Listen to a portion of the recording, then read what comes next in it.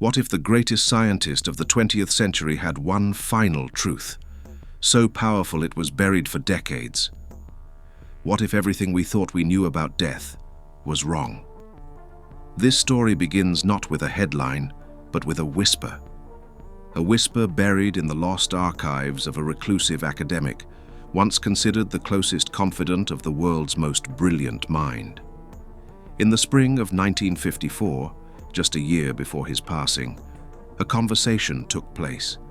A conversation that, if true, would shift the foundations of everything we accept about life, death, and what comes after. The man at the center of this tale, known simply as the Professor, was nearing the end of his earthly journey. Yet what he shared in that moment was not resignation, but revelation. This wasn't just another interview, it was a final testimony. A message locked away in a double-bottomed safe, found only in recent years, as if the universe itself decided the time had come. Within that faded manuscript were words meant not for his era, but for ours. And so, for the first time, on Beyond Realm, we bring you the long-forbidden confession of a mind who saw beyond the veil. What happens after we die? It's the question that haunts every human soul. But when a man of science answers it with certainty, instead of speculation, the ground beneath us begins to tremble. The journalist, his name lost to time, posed what seemed like a simple question. "Professor, do you believe in life after death?" But what followed wasn't a yes or no. There was a pause, a long silence, the kind that stretches into eternity. The professor looked away, as if searching memory and space simultaneously. Then, with a faint smile, he answered, "To believe is not the right word. At my age, I prefer to know." That single line froze the room. The weight of it crushed every assumption the young interviewer had carried into that moment. And yet, the professor wasn't done. He leaned forward slightly, eyes sharp. "The science you speak of, the science taught in schools, recited in papers, it's a shadow of what's possible. It clings only to what can be measured. It fears the unquantifiable." And then, with a whisper that could fracture mountains, he said, "Life does not end with death. This is not a theory. It is not a belief. It is a fact." The journalist's pen stopped mid-sentence. The air in the room shifted. This, the professor insisted, was not something he discovered in physics, but in the unseen architecture of time and space. Something deeper than formulas, more ancient than even language itself. What you're about to hear next will redefine the nature of reality itself. They told us the soul was fantasy, that death was the end. But what if death is simply the ocean calling the wave home? The interviewer struggled to grasp what he'd just heard. "Are you speaking of the soul? Of heaven?" he asked cautiously. The professor's eyes gleamed with understanding. "I'm speaking of continuation, of transformation." He motioned toward the window. "Picture a wave rolling across the surface of the sea. It rises only because of the wind. But when the wind calms, does the water disappear? Number. The wave fades, but the ocean remains. The energy, undiminished, returns to the whole." He paused. "Human consciousness is that wave. The body is just a temporary vessel. When the body ceases, consciousness doesn't end. It returns to the source." The interviewer sat still, the pen slipping from his fingers. "They taught us that matter is everything. But what if it's the observer, your very awareness, that gives the universe its shape?" The professor leaned forward, whispering as if revealing a cosmic secret. "My theory of relativity explains matter and energy, but there's a missing piece, the observer. Consciousness," he continued, "is not born of matter. It is not a side effect of biology. It is fundamental. Without perception, nothing exists." He cited paradoxes from quantum mechanics, the double-slit experiment, entangled particles across vast distances. "These," he said, "are not glitches in physics. They are windows into something deeper. Consciousness, he said slowly, shapes reality. It survives death, and it returns to the source, not as a ghost, not as a memory, but as pure perception. Who or what is God? Forget the old man on the cloud. The truth is far more vast and far more intimate. When asked whether he believed in God, the professor nodded slowly. Yes, he said, but not as people imagine. God is not a person, not a being. God is the ocean itself, the collective consciousness of everything that lives and has ever lived. He paused, his voice soft. No one who has ever existed disappears. Death is not destruction. It is a return home. The room grew colder.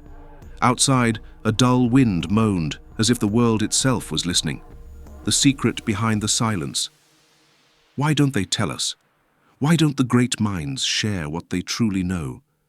The answer may shake you. The interviewer asked, almost in a whisper. Why haven't you said this before? The professor's expression darkened. Because the world is not ready. If known too soon, this truth could be distorted, used for power, manipulation.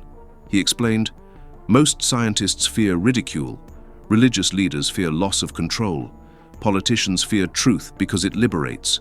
Truth threatens the structures of authority. He named other visionaries, though under pseudonym, the engineer, the mystic, the biologist, great minds who sensed the same truth, yet chose to speak only in riddles, or not at all. But now, he said with finality, my time is short. The body fades, but the spirit, it is ready to continue. What happens after the last breath? The answer is as intricate as it is eternal. What awaits us on the other side? The journalist finally asked. The professor's response was profound. It depends on awareness. Those who chased only power, pleasure, and selfish desires, they remain entangled in the shadows of their past. Their consciousness lingers in the lower layers of existence, bound by unfinished lessons. But those who lived with love, sought truth, served others, they ascend, they merge with the source, they find peace, they begin anew. Consciousness returns, he said, not by force, but by choice. Rebirth is not a punishment, it's a chance. And when the soul is ready, it can leave the cycle forever. Liberation, he said softly, is not death. It is dissolution into light. Ever felt a strange knowing? A sense you've been here before? What if those were not feelings, but fragments of truth? He turned to the journalist.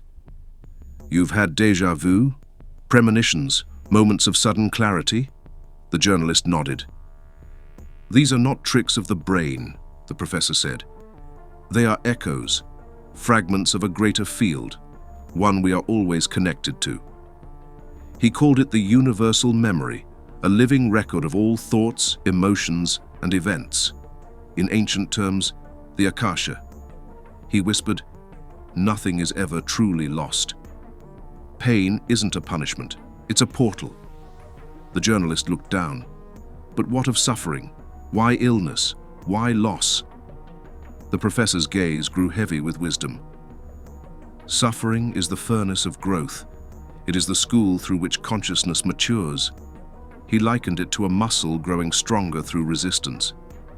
Each life, even the most difficult, has purpose. Though the mind may not see it now, on the other side, it becomes clear. We are never alone, he said, not in pain, not in death. All paths lead back to unity. The truth can free us or destroy us. The choice is ours. As the clock outside struck 1, the professor suddenly straightened. There is something I must say. Humanity, he warned, is drifting toward separation. We advance in machines, but not in morality. We've forgotten we are one. If we do not remember, we may not survive. The enemy is not each other. The enemy is ignorance. Then he locked eyes with the journalist. That is why I gave this interview. Let it be my last message, a light in the dark.